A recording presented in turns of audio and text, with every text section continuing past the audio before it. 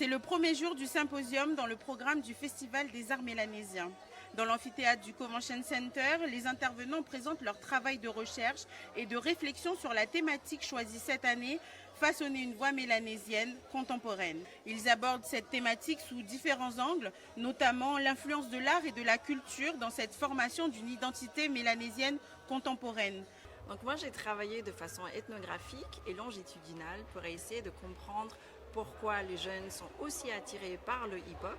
En fait, ça m'a amené à redéfinir avec Pablo et Wika le hip-hop non pas comme une mode ou un mouvement culturel, mais comme une communauté. Et c'est vraiment ce qui nous intéresse ici. Oui, le propos que l'on porte ici, que l'on vient présenter, c'est de dire qu'il y a beaucoup de jeunes à Nouméa qui grandissent, du moins dans les quartiers de Nouméa et ses alentours, qui grandissent avec la culture hip-hop, qui se l'approprient, qui grandissent avec, qui gagnent en confiance.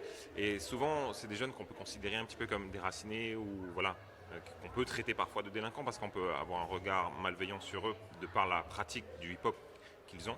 Mais tout ça, en fait, ça leur fait gagner de la confiance en eux. Et après, ils vont vers un chemin de reconnaissance, vers qui ils sont vraiment, vers leur océanité, vers leur identité d'origine. Concrètement, il s'agit pour les universitaires, les artistes et autres acteurs culturels d'expliquer comment dans leurs îles et leur contexte, ils travaillent à la préservation du patrimoine tout en adoptant l'innovation. Nous devons nous préparer et essayer de répondre à ces problématiques. Mais on ne peut pas tout avoir. On n'a pas le temps d'écrire sur toutes ces choses. Mais on peut écrire des petites parties, en espérant que d'autres puissent écrire aussi une autre partie.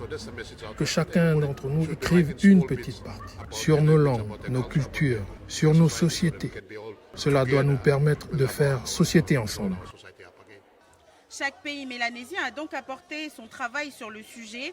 Demain, ils se retrouveront autour de la thématique de la résilience climatique dans les îles de la Mélanésie.